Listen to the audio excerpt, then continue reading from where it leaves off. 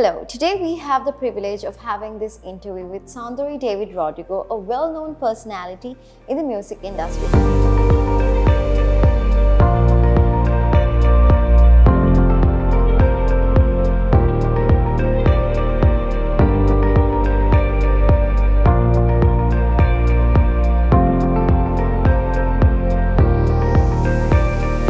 Hi Soundarie, how are you doing today? I'm good, thank you. All right, my first question for you is, how did you get into this career journey? Well, I guess I was born into a family that was into music. My grandfather used to play the organ in church. My mom was a music teacher.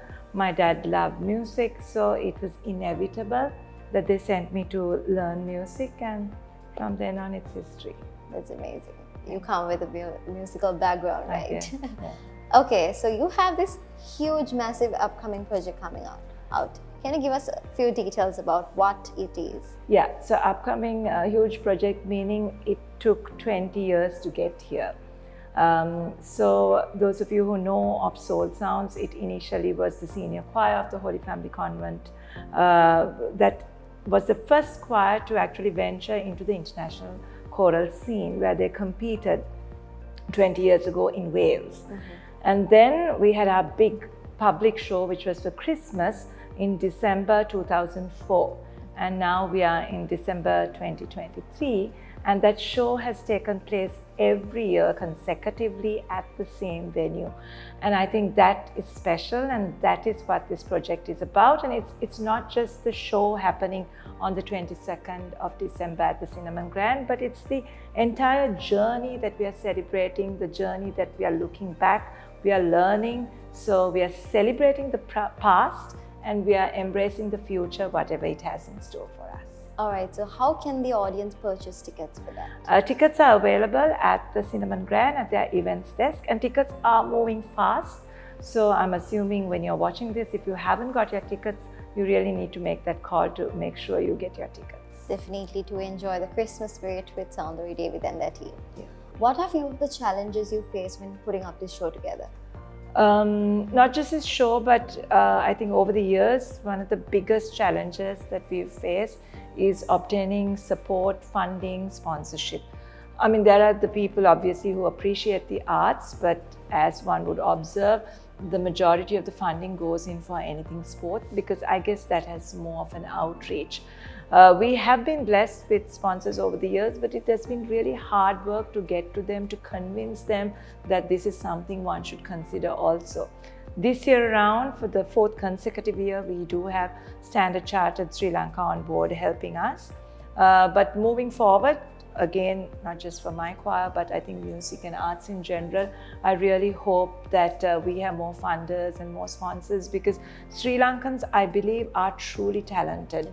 And I think we really need to take that talent out there to show the world that this is what Sri Lanka is made of. All right, so you're a teacher as well. So what got you into teaching and what do you love about teaching? Okay, so to be very honest, I never thought I would get into teaching full time. As I always wanted to be a lawyer, and I did study law. And at one point in my career, I was trying to balance both. But I think deep down, my passion for music overtook my yearning for the academic field. So teaching, I guess, again came naturally because I grew up watching my mom teach. And also directing a choir is in a way teaching. So seeing how these young kids adapt, how music brings so much joy to their lives, I wanted to take it further, and that's when, along with my husband, I opened the Soul Sounds Academy. And now it's just not young girls, but we have children from the ages of 4 right to adults. I think my oldest student, piano student, is a 72-year-old gentleman. So I guess age is no barrier for something like music. All right, so apart from music, is there any hobbies you follow or anything you like to do at your leisure time? Difficult question, because music is my passion, my everything.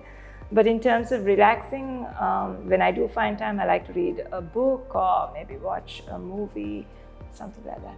Okay, so if you had to pick an instrument apart from your primary one, what would it be and why? I think it would be the cello, because that's one instrument I regret not learning. because that has so much of soul, so much of depth. The moment you hear a cellist playing, it can really cut through. So that's one instrument I wish I could have done. All right, for the young musicians in Sri Lanka, what is your message towards them? My message is, firstly, if you are passionate about music, do pursue music, but learn from your basics, because nothing comes easy. I mean, you might be blessed with an awesome voice, or you might have technique to play an instrument perfectly, but it really is important to study the art in depth, to know the different genres, to know the composers, because that gives you an overall understanding of music. And it's not just about going on stage and performing. There's a lot of hard work. So this is not to discourage. I mean, music brings so much of joy, love to yourself and to the audience you perform to. So I urge, it's also very therapeutic. So I urge young children, young adults to take it up, but with it comes also hard work. All right, so my last question for you is, if you had one message to give out to the audience, what would it be as a society? Music cuts through all barriers. It doesn't bring in any form of division. In all the choirs I've worked with, soul sounds to now the children, we have children, young adults from different religions, different walks of life, race, and music brings them together.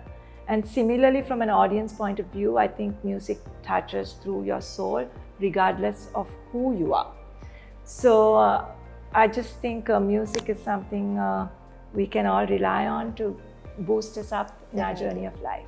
All right, ladies and gentlemen, Soul Sounds will be performing on the 22nd of December 2023 at Cinnamon Grand, Colombo, and make sure to grab your tickets. Thank you for watching. Have a good day. Thank you. Thank you. Thanks.